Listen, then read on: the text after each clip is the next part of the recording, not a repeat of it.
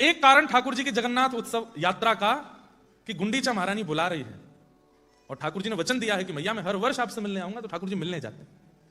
दूसरा कारण चैतन्य महाप्रभु ने प्रकट किया, ध्यान से सुनो। ठाकुर जी को वृंदावन से गए 100 वर्ष हो गए थे और याद आती है ठाकुर जी को वृंदावन की बहुत। सब लोग इधर देखो, ध्यान से सुनो। 100 वर्ष बाद ठाकुर जी कुरुक्षेत्र गए हैं और वहां ग्रहण काल के समय पर ठाकुर जी यज्ञ करने गए हैं द्वारिका से। सब अपनी पटरानियों के साथ द्वारिका पहुंचे, कुरुक्षेत्र आए सूर्य ग्रहण के समय पर।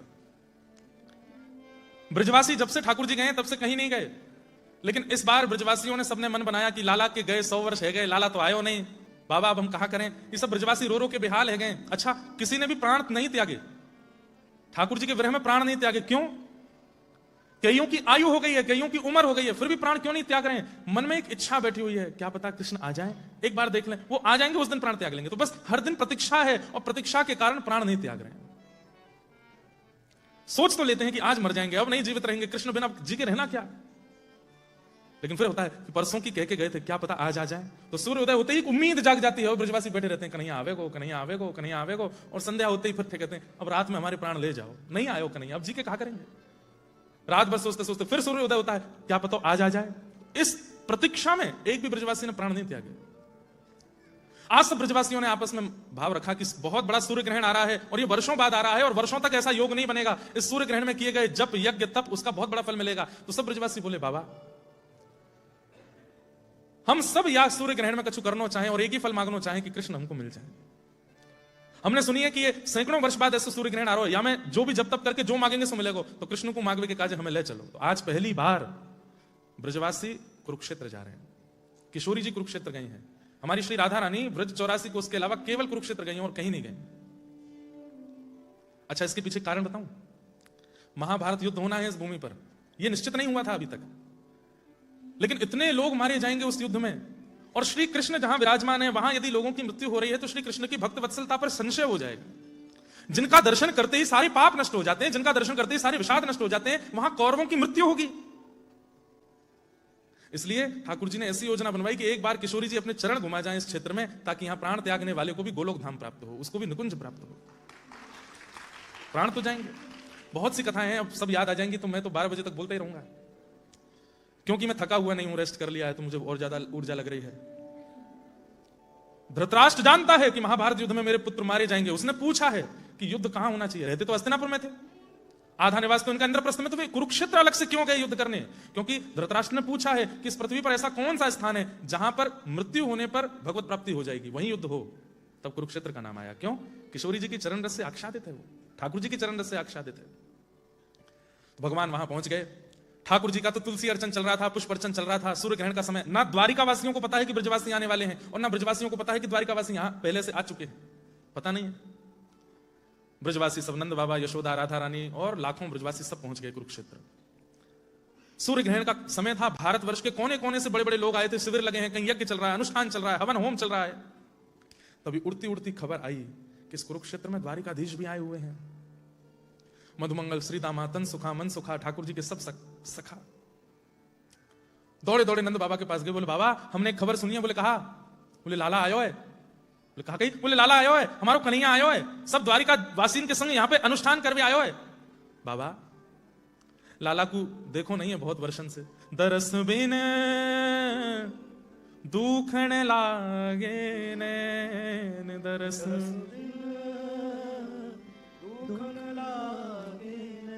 सब लोगों से प्रार्थना, बहुत सावधानी से सुनिएगा। ब्रज से बाहर, मैं ब्रज में भारत में विरह की कथाएं नहीं कहता, बहुत कम, पर आज मुझे नहीं पता मैं क्यों कह रहा हूं, इसलिए सुन लीजिए। दरस बिन दुखण लागे नैन, दरस बिन दुखण लागे नैन, जब से तुम बिछड़े पिय मोरे, जब से तुम कबहू न पायो चैन, कबहू न पायो चैन। मीराबाई का पद है, आप लोग अगर पीछे नेत्र बंद करके गाओगे तो सुख मिलेगा। दरस बिन दुखन लागे नैन, दरस बिन दुखन लागे। सबद सुनत मेरी छतिया कांपे, सबद सुनत मेरी छतिया कांपे। बंधुओं, इस पद को वही समझ सकता है जिसने अपने जीवन में विरह का अनुभव किया होगा, बहुत व्याकुल रहा होगा, बहुत पीड़ा का अनुभव जिसने किया होगा, ठाकुर जी से मिलने में जो बहुत विक्षोभ का अनुभव जिसने किया होगा, वही इस पद को समझ सकता है। जब किसी की याद में व्याकुल होते हैं ना, कोई उसका नाम भी बोल देता है ना, तो शरीर के रोंगटे खड़े हो जाते हैं। एडिलेड में अभी कथा थी, तो वहां मैंने 8 प्रकार के सात्विक भावों के बारे में चर्चा की थी कि भक्त के अंदर कुछ लक्षण दिखने लगते हैं और वो उसी के अंदर दिखते हैं जिसके अंदर विरह होगा।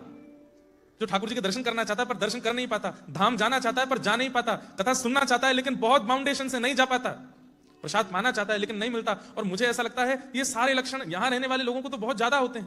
वो जब चाहे तब ब्रज नहीं जा सकते, वो जब चाहे तब गुरु का दर्शन नहीं कर सकते, वो जब चाहे तब प्रसाद नहीं पा सकते।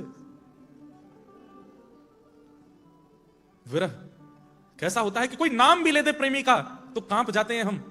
मन तो होता है कि उठ के चले जाएं यहां से, कोई बोले ना उनके बारे में, नहीं तो हम कुछ कर नहीं पाएंगे। लेकिन नाम इतना अच्छा लगता है कि सुनने का मन होता है कि और बोल दो। शब्द सुनत मेरी छतिया कांपे, शब्द सुनत मेरी छतिया कांपे, पर मीठे लागे बैन, मीठे लागे बैन। मीरा के प्रभु कब रे मिलोगे, मीरा के प्रभु कब रे मिलोगे।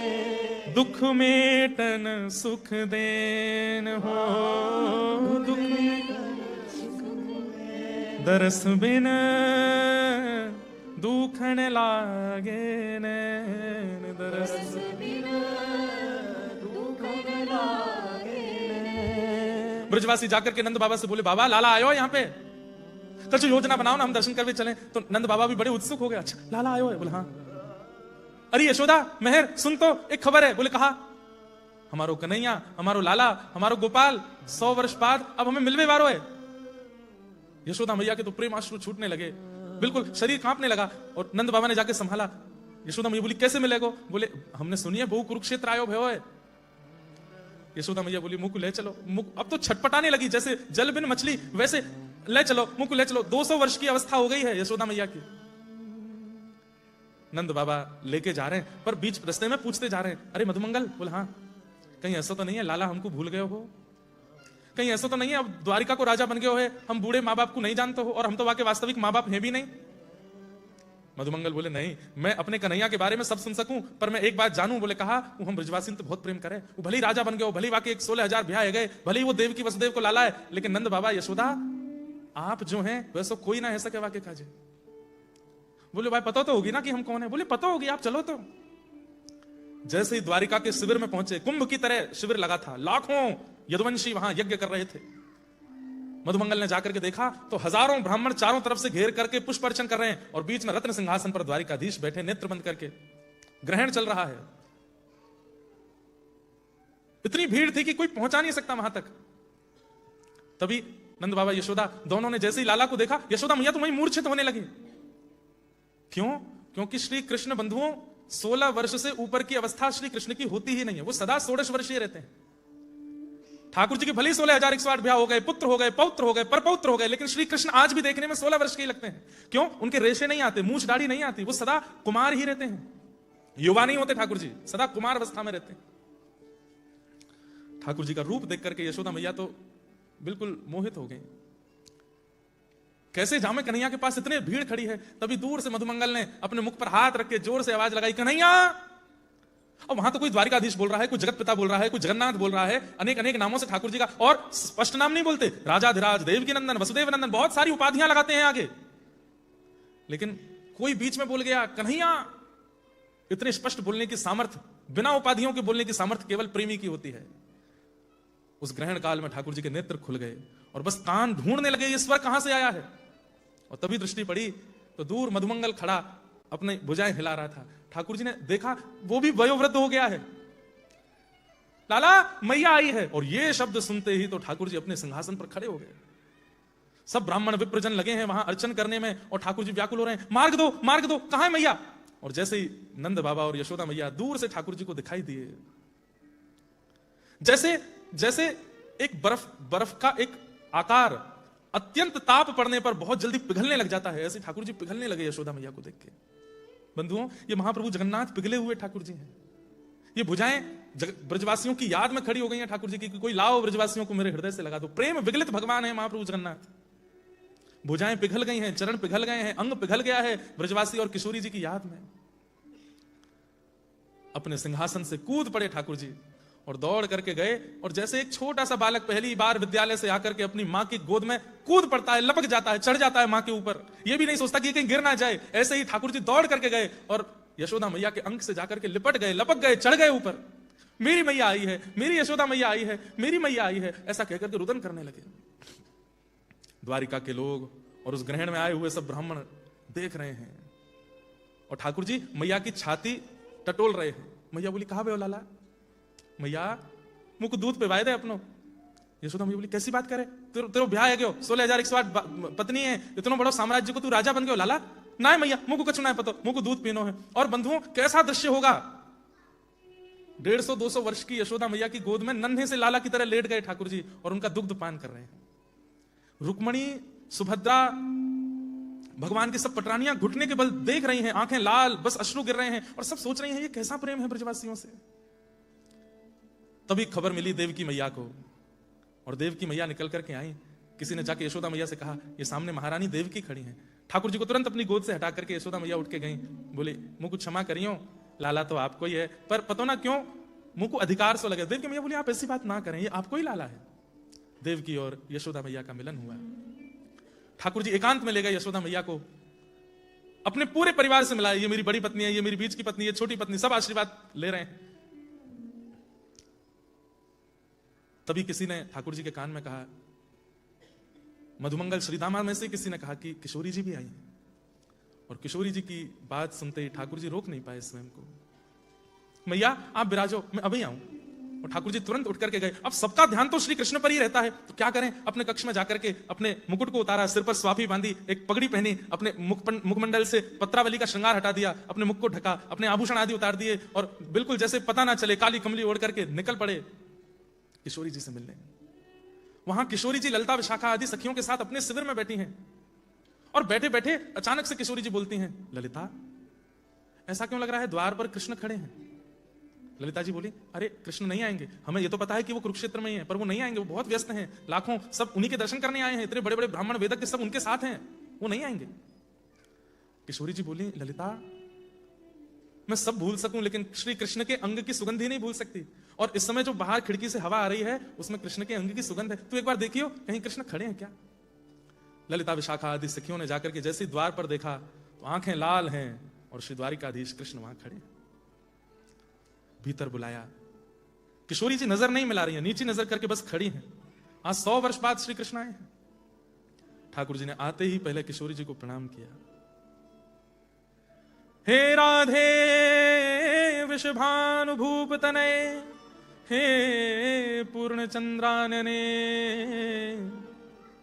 हे किशोरी जी मेरा प्रणाम स्वीकार करो। बंधुओं, एक बहुत बड़ी बात सीखने की इस प्रसंग में यह है कि एक भी ब्रजवासी ने ठाकुर जी से शिकायत नहीं करी कि लाला तू परसों के कह के गयो, आयो क्यों नहीं, किसी ने नहीं कहा, क्योंकि प्रेम में शिकायत होती ही नहीं है, और जहां शिकायत हो वहां प्रेम है इसका संशय है। ठाकुर जी चरणों में जैसे ही अपना सिर रखते हैं, इतने में किशोरी जी हाथ पकड़ ले, नहीं नहीं श्याम सुंदर आप ये कहा कर रहे हैं, आप हमें आपको प्रणाम कर रहा हूं। सब सखियां ठाकुर जी को प्रणाम करने लगी। ठाकुर जी बोले, मैं आप लोगन के प्रेम के ऋण से कभी उर्ण नहीं है पाऊंगा, मुझको क्षमा करियो, पर या विश्व के कल्याण के लिए मुझको ब्रज छोड़ना पड़ो। किशोरी जी बोली, ये सब बात नहीं करनी है, आप पधारे, बड़ी कृपा। और तब किशोरी जी ने ठाकुर जी का श्रृंगार किया, और श्रृंगार करके फिर किशोरी और सब सखियों ने ठाकुर जी के संग रास विहार किया। रास विहार करके ठाकुर जी लौट करके गए। रुक्मणी आदि ने जैसे ही आज श्याम सुंदर को देखा तो कहते हैं कि रुक्मणी आदि सब पटरानियां मूर्छित होने लगी। क्यों? श्री कृष्ण को इतना सुंदर पहले नहीं देखा था। आज किशोरी जी ने श्रृंगार, बहुत विस्तृत प्रसंग है, लेकिन मैं सूक्ष्म सूक्ष्म स्पर्श कर रहा हूं। रथ यात्रा क्यों हुई? रुक्मणी आदि सब सखियों के मन में भाव आया कि हम भी जाएंगे राधा रानी का दर्शन करने। बंधुओं, जैसे ही गई हैं शिविर में तो एक सूक्ष्म अभिमान था भगवान की पत्नियों में कि हम बहुत सुंदर हैं, ये व्रजनारियां, ये तो गैया चराती हैं, गोबर थापती हैं, ये हमारे सामने क्या लगती होंगी जिनकी याद में कृष्ण इतना रोते हैं। जैसे ही शिविर में प्रवेश किया तो घुंघराले केश, चंद्रमा और सूर्य को भी लज्जित करने वाला तेज मुख का जैसे ही दिखा, सब पटरानियां चरणों में प्रणाम करने लगी, हे किशोरी जी, हे राधा रानी, हमारा प्रणाम स्वीकार करो। तब उस सखी ने कहा, मैं किशोरी जी नहीं हूं, मैं तो दासी हूं। किशोरी जी भीतर बैठी। रुक्मणी आदि पटरानियां मन में विचार करने लगी, दासी इतनी सुंदर है तो स्वामिनी कितनी सुंदर होंगी। और अंदर और अंदर और अंदर, मतलब जब मान पूर्ण रूपेण खत्म हो गया, मैं कौन हूं यह भी रुक्मणी जी भूल गई। तब मुख्य द्वार में प्रवेश हुआ और वहां श्री किशोरी जी पौड़ी हैं, सो रही हैं, लेटी हैं। क्यों? 100 वर्ष से सोई नहीं थी। आज श्री कृष्ण मिले उसके बाद सबसे पहले निद्रा आई है किशोरी जी को, और आज सोई है। कहते हैं रुक्मणी जी ने सोते हुए किशोरी जी को देखा। जो रुक्मणी जी कभी श्री कृष्ण के बगैर रह सकती हैं, ये स्वप्न में भी नहीं सोचती थी। आज किशोरी जी के सोते हुए श्री विग्रह को देख करके रुक्मणी जी के मन में भाव आया, मैं द्वारिका छोड़ दूंगी, मैं सब त्याग दूंगी, सदा किशोरी जी के चरणों में रहूंगी। हे ललिता, हे विशाखा, मुझे भी एक सखी बना लो, मुझे भी दासी बना लो निकुंज की। मोहे तो भरोसो है तेरो री किशोरी राधे, मोहे तो भरोसा है तेरो री किशोरी राधे। सब गाओ। मोहे तो भरोसा है तेरो री किशोरी राधे, मोहे तो भरोसा है तेरो री किशोरी राधे, मोहे तो भरोसो है तेरो री किशोरी राधे, मोहे तो भरोसो है तेरो री किशोरी राधे, मोहे तो भरोसो है तेरो री किशोरी राधे, मोहे तो भरोसो है तेरो री किशोरी राधे, मोहे तो भरोसो है तेरो री किशोरी राधे, मोहे तो भरोसो है तेरो री किशोरी राधे। मुक्ति भुक्ति ना मांगत केवल, मुक्ति भुक्ति ना मांगत केवल क्या चाहिए? अपनो जान संभालो किशोरी राधे, अपनो जान। हमें मुक्ति नहीं चाहिए, हमें भुक्ति नहीं चाहिए, केवल आप हमको स्वीकार कर लो। आप ये कह दीजिए कि ये तो मेरो है, ये मेरी है, बस इसके अलावा कुछ नहीं चाहिए। अपनो जान संभालो किशोरी राधे, अपनो जान संभालो किशोरी राधे, मोहे तो भरोसो है तेरो री किशोरी राधे, मोहे तो भरोसो तेरो री किशोरी राधे, तेरो री किशोरी राधे, तेरो री किशोरी राधे। बंधु, इस कुरुक्षेत्र में ऐसा हुआ, नंद बाबा वसुदेव जी से मिल रहे हैं, नंदरानी यशोदा देवकी जी से मिल रही हैं, भगवान की पटरानियां राधा रानी और सब सखियों से मिल रही हैं, ठाकुर जी अपने सखा किशोरी जी सबसे मिल रहे हैं। मतलब आपस में मिलन होकर के ऐसी सबने भूमिका योजना बना ली। नंद बाबा ने आमंत्रण दिया कि आप सब द्वारिकावासी अगर हमारी एक विनती स्वीकार करें। बोले कहा, हमको तो लाला के दर्शन है गए, पर हमारे व्रजमंडल की रज, व्रजमंडल की कर्ण, व्रजमंडल की वृक्षवल्लरी और श्री यमुना जी वे अब भी तड़प रहे हैं। हमारी व्रजमंडल के गिरिराज जी और सब वृक्षवल्लरी वे सब कन्हैया की याद में तड़प रहे हैं। आप कृपा करके अगर आज्ञा दें तो लाला को हम व्रज लेकर के चलें, कछु दिना व्रज में निवास करें। आप सब भी चलो और व्रज में कछु दिना वास करके फिर आप चाहो तो प्रस्थान कर जाइए। और इस पर स्वीकृति जैसे ही हुई, सब ब्रजवासी आनंद में भर गए और महाराज सोचने लगे क्या करें क्या करें। तब सब ब्रजवासियों ने रथ का निर्माण किया, चक्के का निर्माण किया, रथ का निर्माण किया, शिखर का निर्माण किया, सुंदर सुंदर उसमें सब पुष्प लगाए, पत्र लगाए, वस्त्र लगाए, रंग रोगन किए, सुंदर इतना अद्भुत रथ बनाया। उसमें श्याम सुंदर विराजमान हुए, बलभद्र जी विराजमान हुए, सुभद्रा जी विराजमान हुए। सब द्वारिका के लोग जहां जहां कोई पैदल चल रहे हैं, कोई घोड़ों पर चल रहे हैं, कोई हाथी पर चल रहे हैं, कोई रथ में बैठे हैं, और ब्रजवासी और कई द्वारिकावासी भी मिलकर के खींच करके ठाकुर जी के रथ को वृंदावन की ओर लेकर के जा रहे हैं। तो जब रथ यात्रा हो रही थी, होती तो इंद्रद्युम्न और गुंडीचा के लिए, लेकिन जैसे ही वहां चैतन्य महाप्रभु पहुंचे, महाप्रभु जी श्री राधा कृष्ण मिलित तनु है, कृष्ण विरह में श्री किशोरी जी चैतन्य महाप्रभु के रूप में रहती हैं। एक अद्भुत लीला है। आपने जैसे रथ पर आरूढ़ होते हुए श्याम सुंदर को देखा, तब आपने इस कथा का प्रचार किया कि अरे ये श्री मंदिर तो द्वारिका है और गुंडीचा वृंदावन है, हम सब ब्रजवासी खींच करके महाप्रभु जगन्नाथ को वृंदावन लेकर के जा रहे हैं। गुंडीचा यशोदा मैया है और ठाकुर जी अपनी यशोदा से मिलने के लिए जा रहे हैं। इस भाव से महाप्रभु जगन्नाथ जी की रथ यात्रा होती है। इस भाव से महाप्रभु जगन्नाथ रथ में विराजमान होते हैं।